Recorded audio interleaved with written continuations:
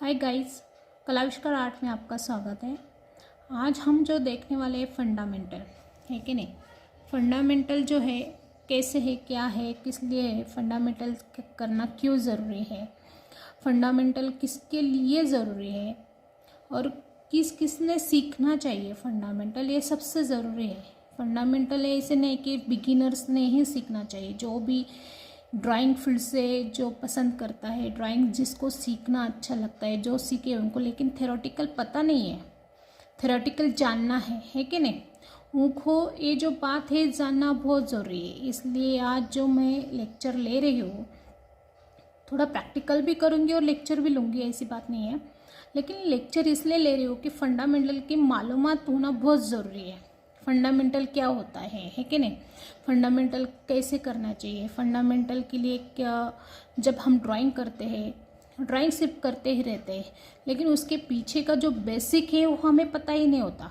जब बेसिक है तो बेसिक हमने जान लिया तो हमको ड्राइंग और भी आसान हो जाएगा, है कि नहीं। तो ये बेसिक जो है फंडामेंटल, उस कौन कौन कर सकता है, किसके लिए ज़रूरी है, ये सबसे पहले हम जान लेते हैं। अब फंडामेंटल किसको जानना बहुत ज़रूरी है, तो मैं आज सबसे पहले एक बात करूँगी कि जो आज पीरियड चल रहा है, जो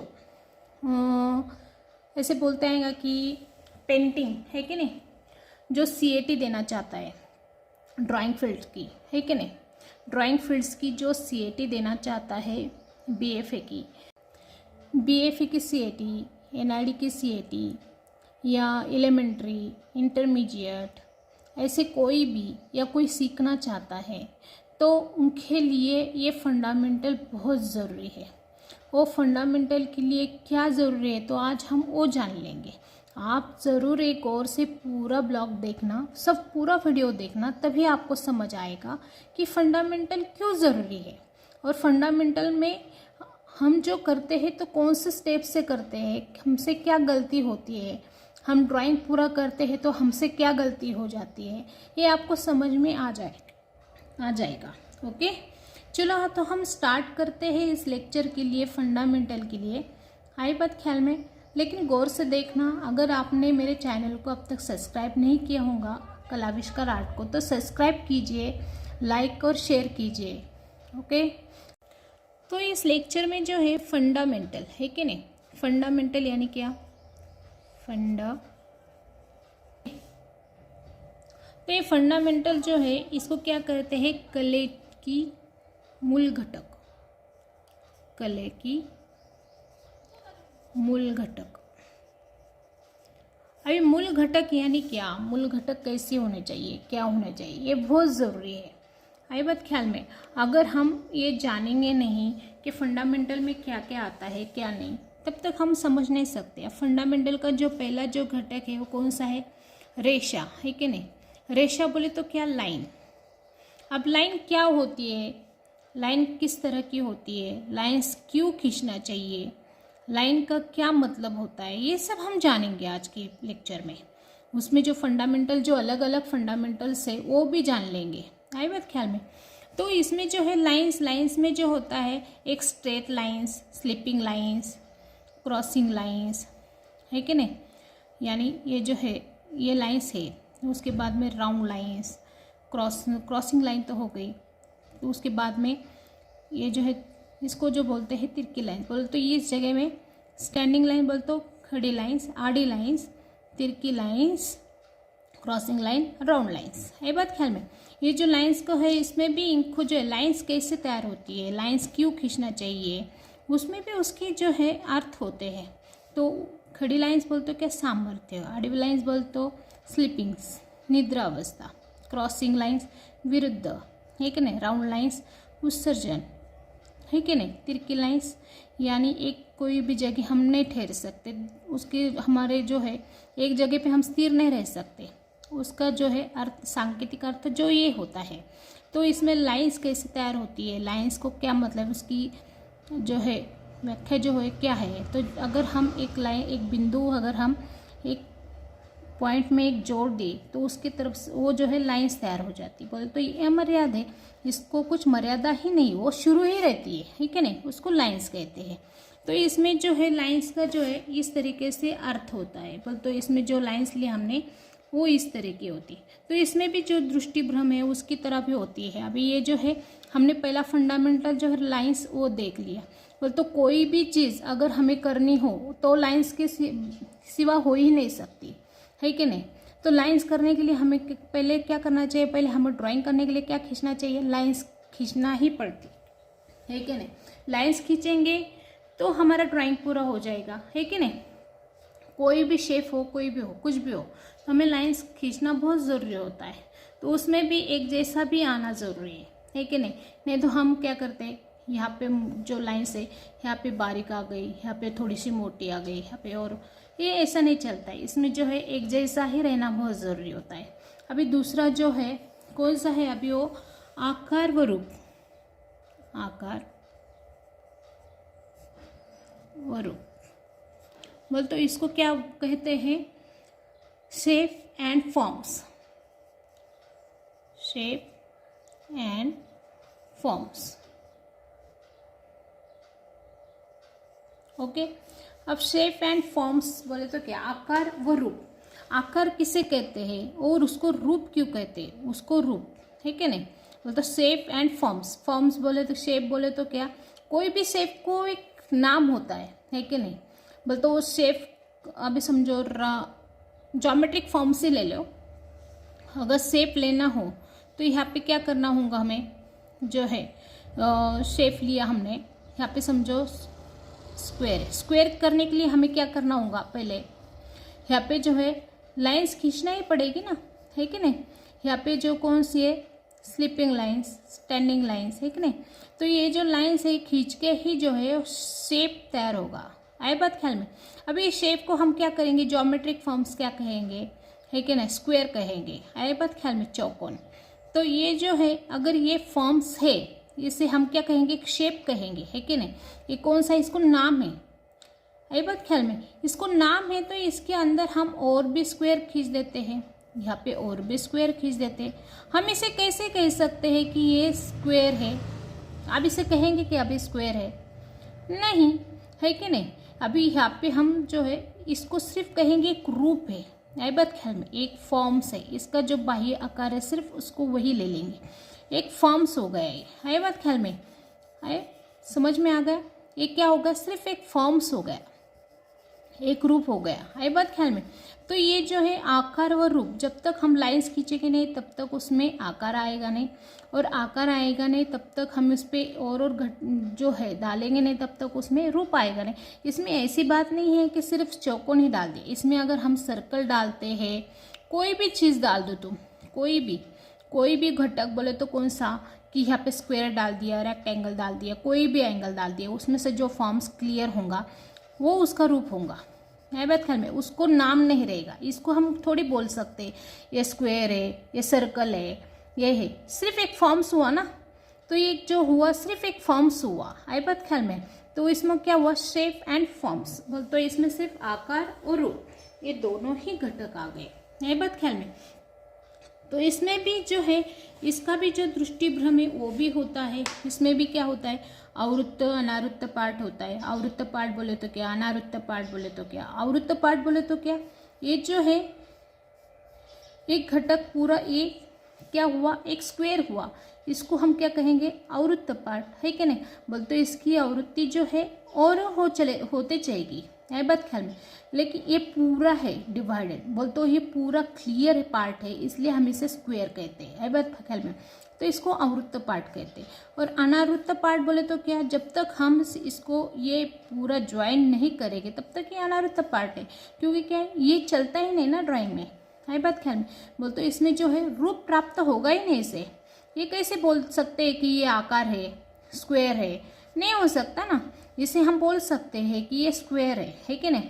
बोल तो ये आवृत्त पार्ट, बोल तो ये पार्ट सिर्फ ये कले की मूल तत्व जो घटक है आकार और रूप में, ये घटक जो है हम ले सकते हैं, लेकिन अनावृत्त पार्ट जो होता है वो नहीं ले सकते ना, आई बात ख्याल में। इसे हम स्क्वायर कैसे कहेंगे, जब तक ये पूरा होगा ही नहीं तो हम इसे स्क्वायर नहीं कह सकते, आई बात ख्याल में।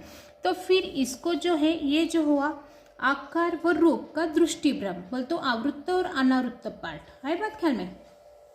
तो इसमें भी जो है आकार व रूप का जो पार्ट होता है इसमें भी इसका भी दृष्टिभ्रम हो जाता है।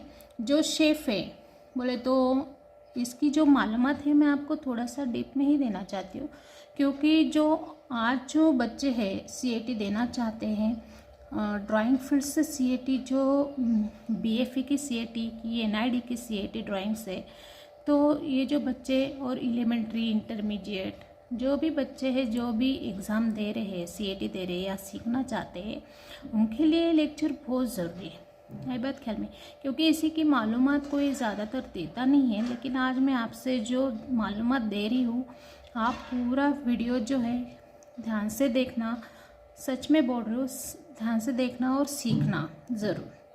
तो इसमें जो है ऋण आकार, बाद में क्या होता है ऋण आकार और घन आकार, बोले तो दृष्टिभ्रम होता है। अभी दृष्टिभ्रम बोले तो क्या, दृष्टिभ्रम बोले तो जो आंखों से नज़र आता है, जो हमको भ्रम होता है कि नहीं। अभी यहाँ पे जो है हमें स्क्वायर ले लिया, दृष्टिभ्रम, दृष्टिभ्रम, दृष्टिभ्रम बोले तो क्या, तो आज हम जो देखेंगे ये जो है, तो ये दृष्टिभ्रम बोले तो क्या, यहाँ पे जो हमने स्क्वायर लिया है ये 2 स्क्वायर लिया है, आई बात ख्याल में। ये जो है ऋण आकार, ऋण आकार और दूसरा है घन आकार, घन आकार, ये 2 आकार ले लिया। बोल तो इसमें ऋण आकार और घन आकार। ऋण आकार बोले तो क्या, जो आकार जो होता है, अभी इसमें राउंड निकाल दिया है कि नहीं, इसमें भी राउंड निकाल दिया। बाई चांस चलो जाने दो, इसमें स्क्वायर लेते हैं ठीक है नहीं, इसमें स्क्वायर ले लेते हैं। इसमें जो है हम स्क्वायर ले लेते हैं। घन आकार में स्क्वायर ले लिया, ऋण आकार में हम सर्कल ले लिया। अब ऋण आकार जो है, ऋण आकार जो उसमें से जो खाली हो जाएगा वो हमने क्या किया, ये शेप जो है हमने बाहर निकाल दिया, आई बात ख्याल में। इसमें से हमने क्या किया, ये शेप बाहर निकाल दिया। और ये भी हमने बाहर निकाल दिया स्क्वायर, ये स्क्वायर भी हमने बाहर निकाल दिया, आई बात ख्याल में। अब ये जो है इसको हमने पूरा ब्लैक कर दिया,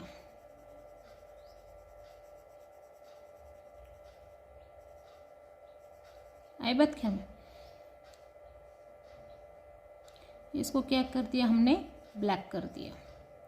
और इस शेप को हमने क्या किया, ब्लैक कर दिया, इसको वाइट ही रख दिया।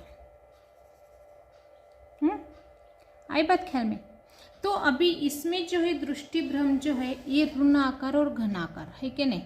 तो इसमें जो होता है ये शेप डिवाइडेड कैसा होता है, इसमें दृष्टिभ्रम कैसा होता है, ये हम आज जानेंगे। तो आकार व रूप तो हमें देख रहे हैं, रूप आकार और रूप में शेप बोले तो क्या, फॉर्म्स बोले तो क्या, ये आज हमने जान लिया। फिर उसके बाद में दृष्टिभ्रम उसमें कैसा होता है, ऋण आकार और घन आकार।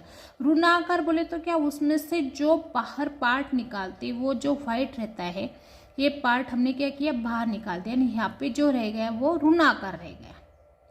और इसमें से जो शेप है वो बाहर निकाल के यहाँ पे हमने उसको डार्क कर दिया और ये व्हाइट रह गया। ये क्या हुआ, दृष्टिभ्रम हुआ। बोल तो यहाँ पे जो है ये जो चीज़ है व्हाइट वाली चीज़ वो बड़ी दिखती है, अगर ये एक जैसी रही तभी भी वो बड़ी ही दिखेगी। व्हाइट जो होता है वो जो आकर्षण रहता है व्हाइट की तरफ ज़्यादा रहता है, कोई भी डार्क चीज़ हो और कोई भी जो ये चीज़ होगी, समझो यहाँ पे जो आकार व रूप देख रहे हैं ना हम, तो फिर यहाँ पे डार्क किया तो वो कभी भी कम लगता है। यानी हम कोई भी इंसान को जो जाड़ा होगा उसको हम ब्लैक कलर के कपड़े पहना देंगे तो वो बारीक लगेगा, आई बात ख्याल में। अगर हमने उसको, अगर कोई भी इंसान अगर बारीक होगा उसको वाइट कपड़े पहना देंगे तो मोटा लगेगा, है कि नहीं। ये जो है वो दृष्टिभ्रम है। बोल तो ये कौन सा, ऋण आकार और घन आकार, ब्लैक एंड वाइट का। बोल तो इसमें जो ऋण आकार और घन आकार, बोल तो हम ये जो दृष्टिभ्रम होता है तो कौन से होता है, इसी की वजह से होता है, आई बात ख्याल में। तो उसके बाद में जो है अवकाश विभाजन, तीसरा जो है कौन सा है, अवकाश विभाजन। अवकाश विभाजन। अब अवकाश विभाजन बोले तो क्या, अवकाश विभाजन क्या होता है, अवकाश विभाजन के लिए क्या ज़रूरी है, अवकाश विभाजन किसे कहते हैं, है कि नहीं, वो कैसे करना चाहिए, उसको स्पेस डिवाइडेड कहते हैं। कौन सा space, space divided, space divided, है कि नहीं। अब स्पेस डिवाइडेड बोले तो कोई भी चीज़ करनी होगी। अभी हमने लाइन से क्या सीखा, आकार वो सीखा, है कि नहीं, आकार कैसे करना चाहिए, क्या कहना चाहिए, कैसे करना चाहिए, वो हमने देख लिया, है बात ख्याल में। तो फिर अभी हम जो देखेंगे आकार व रूप, अवकाश विभाजन, अवकाश विभाजन कैसा करना चाहिए, है कि नहीं। तो अवकाश विभाजन में क्या होता है, अवकाश विभाजन कैसे करना चाहिए, ये आज हम देखेंगे।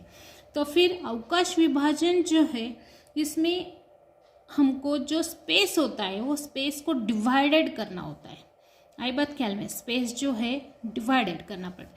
यानी ऐसा नहीं कि हर एक चीज़ एक इस पे निर्भर होती है।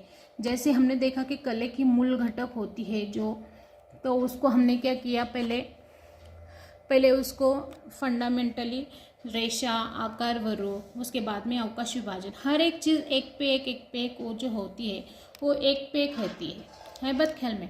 तो आज हम जो करेंगे अवकाश विभाजन, स्पेस डिवाइडेड, यही बात ध्यान में। तो फिर अभी स्पेस डिवाइडेड बोले तो क्या, कैसे करते हैं, स्पेस डिवाइडेड कैसा करना चाहिए, अवकाश विभाजन कैसे करना चाहिए। कोई भी ड्राइंग होगा, यानी जो हमने लाइन से खींचा शेप, है कि नहीं, आकार खींचा, फिर तो अवकाश विभाजन में जो जानने के लिए हमने किया था, अब क्या करेंगे, हम 3 एक जैसे स्क्वायर ले लेंगे, 3 स्क्वायर ले लेंगे, आयत फॉर्म्स ले लेंगे, 3 स्क्वायर ले लेंगे, आयत, आई बात ख्याल में, ये 3 ले लिए, एक जैसे ही लेना है हमें।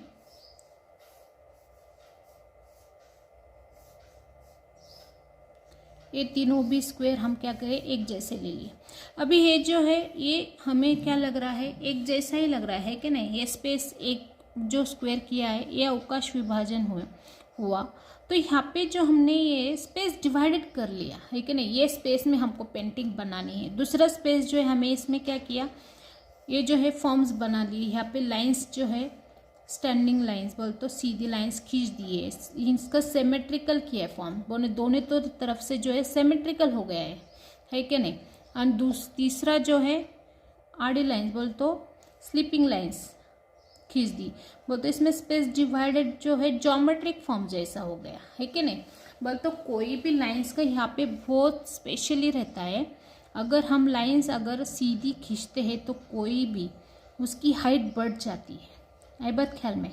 अगर हम कोई इंसान को जो छोटा हो कद में, लेकिन उसको वो पहना देते हैं लाइनिंग्स की, जो स्टैंडिंग लाइंस के जो ड्रेस या कपड़ा हम पहना देते हैं, तो उसकी हाइट और भी ज़्यादा लगती है, आई बात ख्याल में।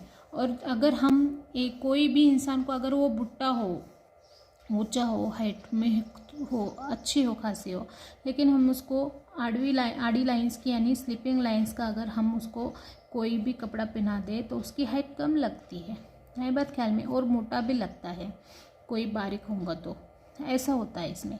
तो ये लाइनिंग्स का जो है ये फ़र्क है बात ख्याल में, ये इसमें ये डिवाइडेड होता है। तो हम जो करते हैं अवकाश विभाजन, जब अवकाश विभाजन करते हैं तो इसका तोल समतोल रखना बहुत ज़रूरी होता है।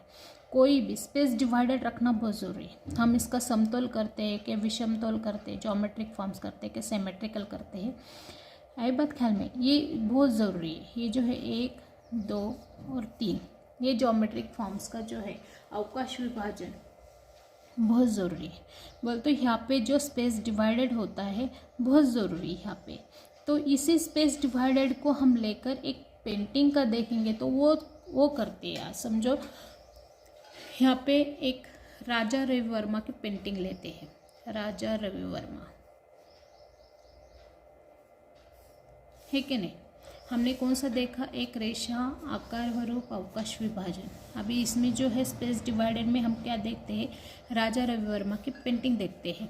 जो आज हमारे भारत में सबसे पहले आर्टिस्ट जो राजा रवि वर्मा है, उनका जो पेंटिंग है सबको ही पता है कि राजा रवि वर्मा बहुत महान आर्टिस्ट है।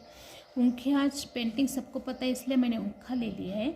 तो यहाँ पे जो है हम एक जो है स्क्वायर करते हैं कि अगर हमें स्पेस डिवाइडेड करना हो तो कैसे करेंगे, है कि नहीं।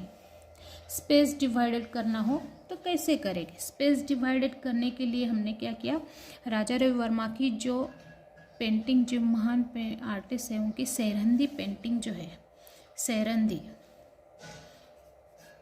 है बात ख्याल में। तो ये पेंटिंग की जो है उसका अवकाश विभाजन कैसे किया है, स्पेस डिवाइडेड कैसे किया है, आज हमें जानेंगे। तो वैसे ही हमें तुम्हें और भी बताऊंगे स्पेस डिवाइडेड करने के लिए और क्या क्या क्या करना पड़ता है। तो यहाँ पे जो है हमने क्या किया, स्क्वायर कह लेंगे, ज्योमेट्रिक फॉर्म से ही मैं आपको सिखाऊंगी। ज्योमेट्रिक फॉर्म्स तब तक ना, हर बात में ज्योमेट्रिक फॉर्म्स होते ही है, आई बात ख्याल में। अगर जब ज्योमेट्रिक फॉर्म्स नहीं आएंगे तो ड्राइंग भी नहीं पूरा होगा। ये ज्योमेट्रिक फॉर्म्स आते ही है। अब हम यहाँ पे क्या करेंगे, यहाँ पे स्क्वायर ले लेंगे, छोटा स्क्वायर ले लिया है। यहाँ पे जो लेडीज़ है, यहाँ पे हम उनकी एक पेंटिंग में लेडीज़ है, एक जेंट्स है भाला पकड़ा हुआ, उसके बाद में पायरी है, तो स्टेप बाय स्टेप वो भी लेंगे, दीवार है, ऐसे जो है उसकी पेंटिंग की जो है व्यू है कि नहीं। तो पेंटिंग की जो व्यू आती है तब तो उसमें क्या आता है, क्या कैसा आता है, ये हमको बहुत जानना ज़रूरी है। आप वो पेंटिंग देख लो, ज़रूर आपको समझ में आ जाएगा।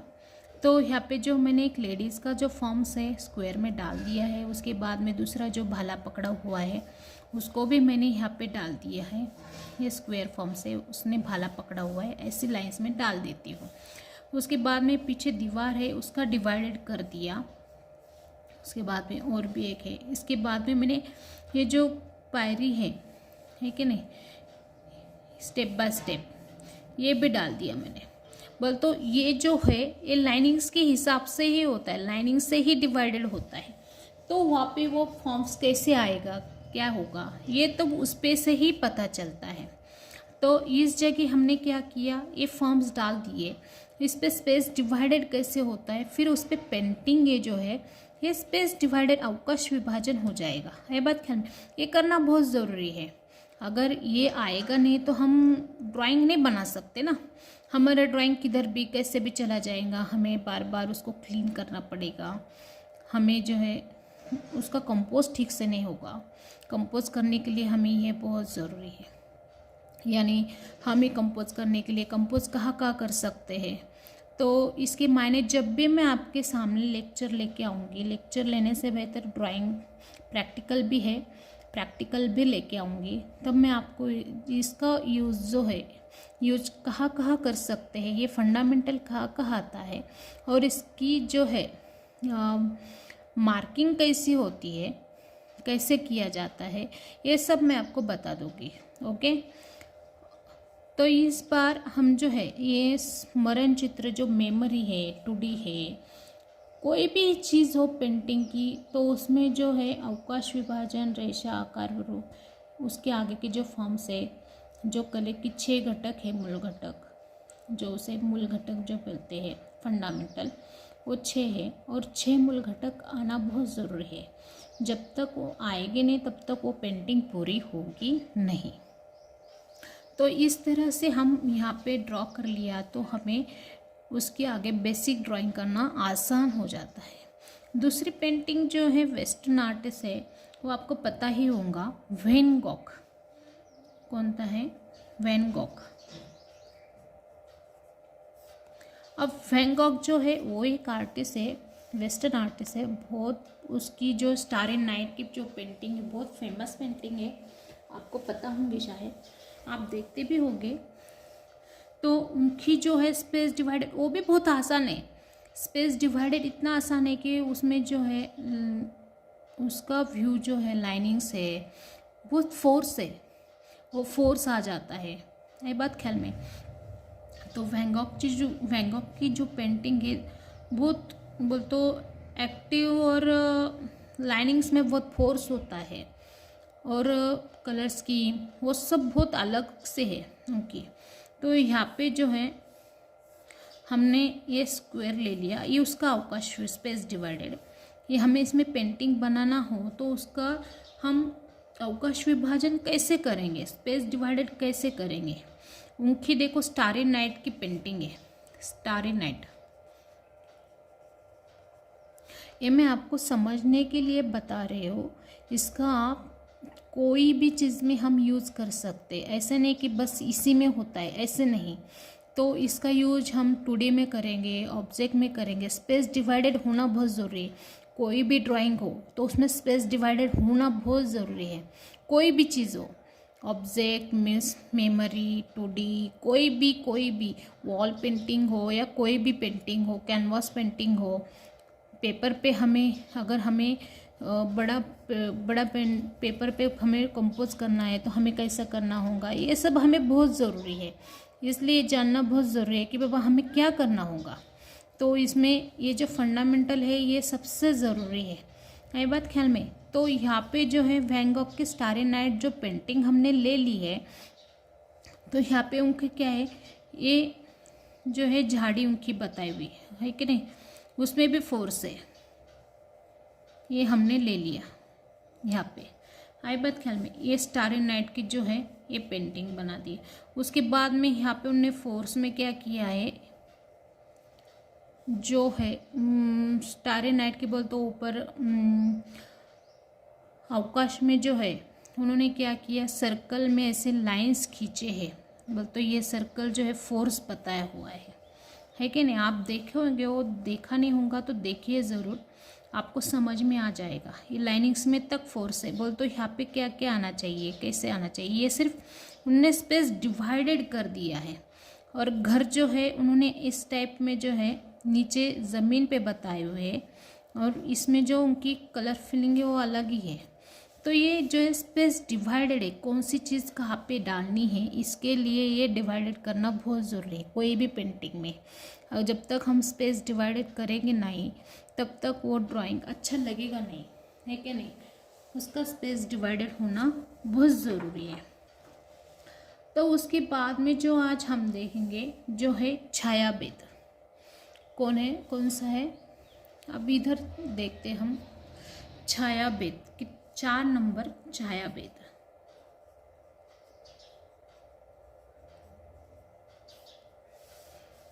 छायाभेद देखते।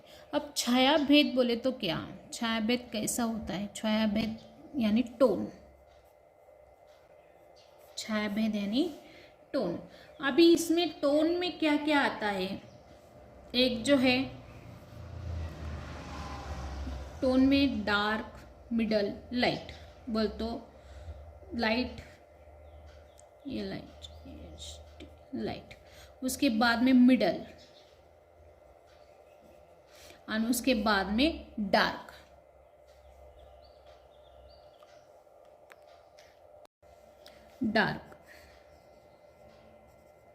अब ये 3 चीजें जब तक आएगी नहीं तब तक उसमें टोन आएगा ही नहीं ना, है कि नहीं।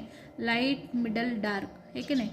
एक हिसाब से जो है 11 टोन होते हैं इसमें 11 टोन बोलते, ये 3 टोन मेन है। अब मैं तुम्हें जो है बताऊंगी तो इसकी मालूमात जो है मैं जब भी कोई लेक्चर लूँगी, जब उसका होगा शेड एंड लाइट का, शेड एंड लाइट, तो उसका डिप में और भी बता दूंगी। लेकिन अब इसमें जो आना ज़रूरी है टोन, है कि नहीं। टोन को ही क्या कहते हैं, शेड एंड लाइट, है बात ख्याल में। तो इसमें जो है छाया प्रकाश बोलते हैं, इसको छाया भेद भी बोलते हैं। कोई चीज़ अगर हमें डालनी हो तो उस पर हमें उसका जो अस्तित्व है लाना होगा, तो उसको शेड एंड लाइट डालना बहुत ज़रूरी है बात ख्याल में। उसके लिए हम क्या करते हैं, समझो एक शंकु ले लिया, है कि नहीं। एक शंकु ले लिया, शंकु ले लो, राउंड ले लो, स्क्वायर ले लो, कोई भी चीज़ ले लो। यहाँ पे जो है हमने क्या किया, ये शंकु ले लिया। इसमें जो है कितने होते हैं प्रकाश, बोल तो कोई भी चीज़ डार्क, मिडल और लाइट उसके गोलाई के हिसाब से होती है बात ख्याल में।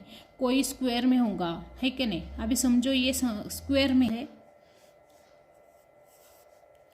रंग यानी कलर।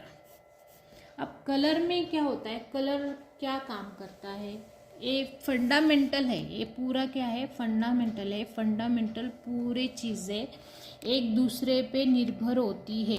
ये मैं आपको अभी ही बताती हूँ, पहले भी बता चुकी हूँ और अभी भी बता रही हूँ कि हर एक चीज़ एक दूसरे के ऊपर निर्भर करती है बात ख्याल में। पहले कौन सा देखे हमने, रेशा देखा, लाइंस, लाइन से क्या तैयार होता है, आकार, आकार से शेप, है कि नहीं।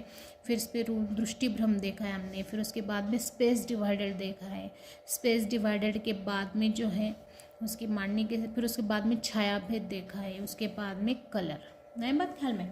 तो कलर जो है हर पेंटिंग को कलर होना बहुत ज़रूरी है, क्योंकि पूरी पेंटिंग अगर हमें देखना है तो हमें कलर करना बहुत ज़रूरी है। कलर के लिए जो टोन होते हैं उसमें जो हम कलर यूज़ करते हैं, है कि नहीं, उसमें येलो है, रेड है, ब्लू है, ये कौन से प्राइमरी कलर से, है कि नहीं। इसमें जो होते हैं primary colour, secondary colour, third colour, fourth colour, और ये है 12th, है कि नहीं। ये जो कलर है, कलर कॉम्बिनेशन है, कलर जो है ये इसी में आता है। बोलते इसमें प्राइमरी कलर कौन से है, प्राइमरी कौन से है, येलो, यानी उसके बाद में रेड और उसके बाद में ब्लू, है कि नहीं। ये जो है प्राइमरी कलर है, ये कलर जो है ये कोई भी रंग से तैयार नहीं होते, ये इनका मूल अस्तित्व है। इसका भी मैं डीप लेक्चर ले लूँगी आपके सामने लिए। जब तक ये प्राइमरी कलर ये कोई भी कलर से तैयार नहीं होता है, ये बेसिकली उनके ही जो है मूल स्वरूप है, इनके ही इससे 120 शेड बन जाती है, जो सेकेंडरी, थर्ड और फोर्थ, है कि नहीं। बोल तो उसको हम बोल सकते हैं ग्रे टोन, है कि नहीं। जो करडे कलर है, ग्रे टोन है, वो इसी कलर से बन जाते हैं। तो इसको जो है कलर फिलअप जब तक आएगा ना, इसमें भी टोन होते हैं, लाइट, मिडल, डार्क, ये भी टोन है। ये अगर ये टोन इसमें आएगा नहीं पेंटिंग में, तब तक उस पेंटिंग को वैल्यू नहीं आएगा, है कि नहीं। उसमें भी है light, cool colours, warm colours, है कि नहीं। उसमें जो है 12 भाग का जो रंग, सेकेंडरी कलर्स कौन से आते हैं, तो उसमें येलो, रेड मिलाए तो ऑरेंज होता है। उसके बाद में सेकेंडरियाँ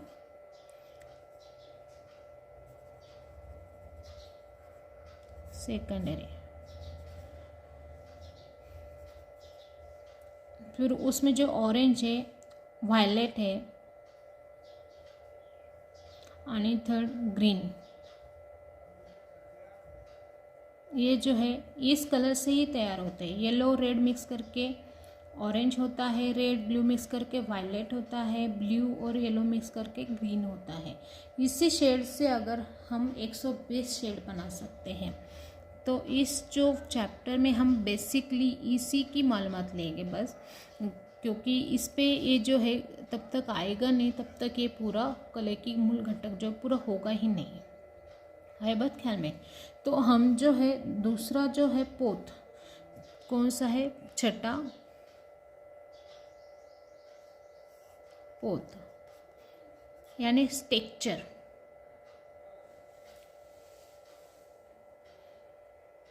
कौन सा है, पोत।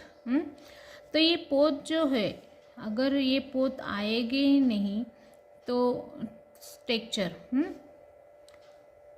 कौन से, टेक्चर। तो इस टेक्चर में अगर हमें पोत निर्मित करना है तो इसमें भी दो तरह की टेक्चर होते हैं। एक दृश्यजन्य, एक स्पर्शजन्य होते हैं। स्पर्शजन्य बोल तो जो हम सिर्फ हाथ लगा कर ही उसे स्पर्श करके ही हम जान सकते हैं। एक कौन सा, स्पर्शजन्य,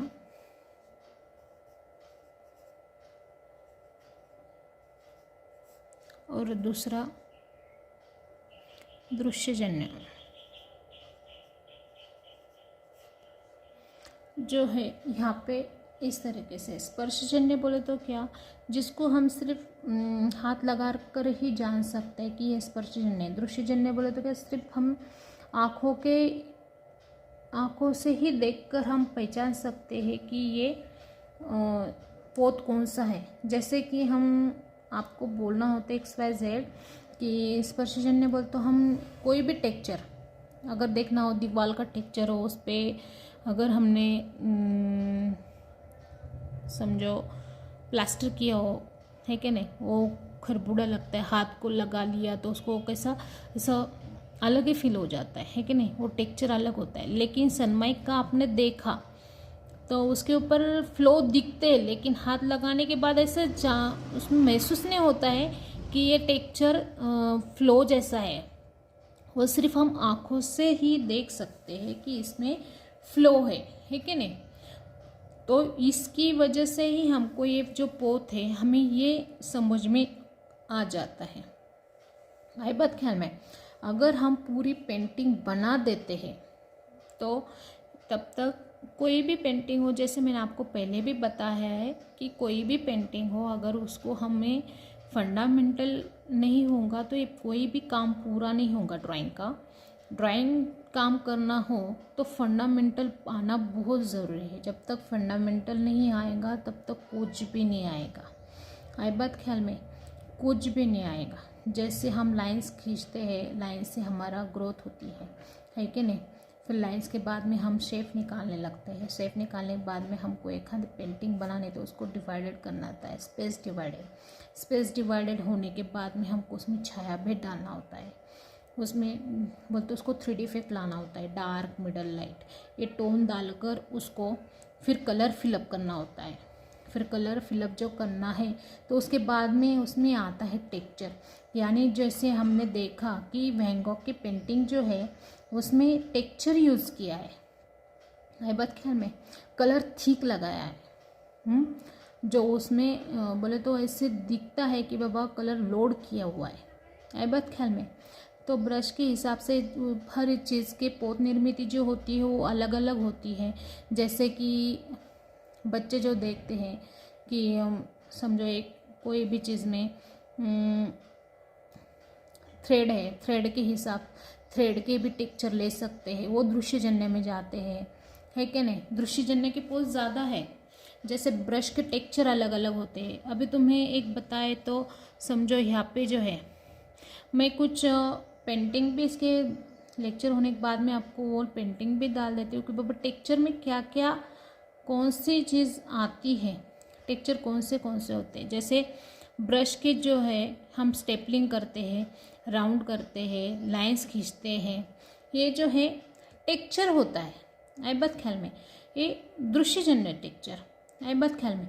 स्पर्शजन्य टेक्चर बोले तो कैसे कि जो हम कोई फेविकॉल डाल देते हैं, उस पर थ्रेड लगा देते हैं, जो हाथ को लगता है तो उसे हम स्पर्शजन्य पोत कहते हैं। है बात ख्याल में। ये जो 6 घटक है गाइस, ये पेंटिंग में आना बहुत ज़रूरी है। मैं आपको आज भी बता रही हूँ कि ये कोई भी बताएगा नहीं आपको कि ये फंडामेंटल जो है कितना ज़रूरी है। फंडामेंटल अगर नहीं रहेगा तो आपको ड्राइंग बनाना आसान नहीं होगा। फंडामेंटल आप यूज़ करोगे तो आपको ड्राइंग बनाना आसान होगा। आई बात ख्याल में। इसके आगे के वीडियोस भी मैं आपके इसके हिसाब से ही डालूँगी जो आपको समझ में आएंगे कि मैं फंडामेंटल का यूज़ कैसे करती हूँ। तो इसके लिए बहुत ज़रूरी है। अगर मेरे चैनल पे अगर आपने गए नहीं होंगे तो चैनल पे जाओ, सब्सक्राइब करो, वीडियो आपको पसंद आया होगा तो शेयर करो, लाइक करो। Thank you guys so much.